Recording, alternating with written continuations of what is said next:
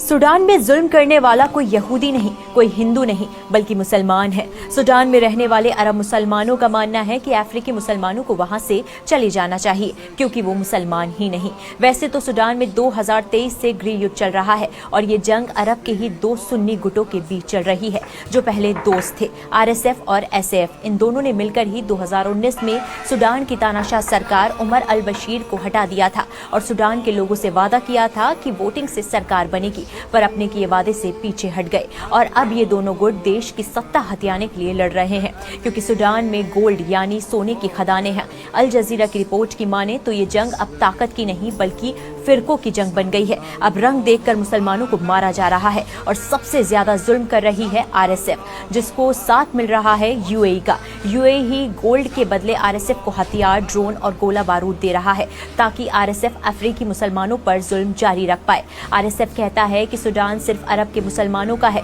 ना कि अफ्रीकी मुसलमानों का। वहीं दूसरी तरफ SF इन अफ्रीकी मुसलमानों का साथ दे रहा है। SF कहता है कि अफ्रीकी मुसलमानों को भी जीने का हक है।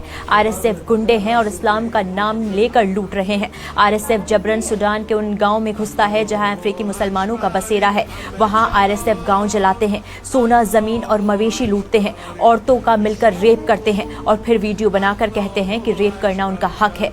10-12 साल की बच्चियों तक को नहीं छोड़ा जा रहा। उनके भाइयों को उनके सामने जिंदा जला दिया गया, गले काट दिए गए और फिर बच्चियों और औरतों को गुलाम बना लेते हैं। छोटे छोटे मासूम लड़कों को या तो उनकी आंखों के सामने काट देते हैं या लड़ने के लिए भेज देते हैं। उनके बुजुर्गों की दाढ़ी खींचते हैं और कहते हैं कि खुद को जिंदा दफन कर लो। हर रोज जुल्म की इंतहा पार हो रही है। अब तक हजारों लोग मौत के घाट उतारे जा चुके हैं और तकरीबन 1.5 करोड़ लोग बेघर हो गए। बच्चे भुखमरी से जूझ रहे हैं। एक अफ्रीकी बाप मरते मरते अपने बेटे को वीडियो कॉल करता है और उससे कहता है कोई हमें मुसलमान माने या नहीं माने, तुम कभी अल्लाह और उसके रसूल का साथ मत छोड़ना।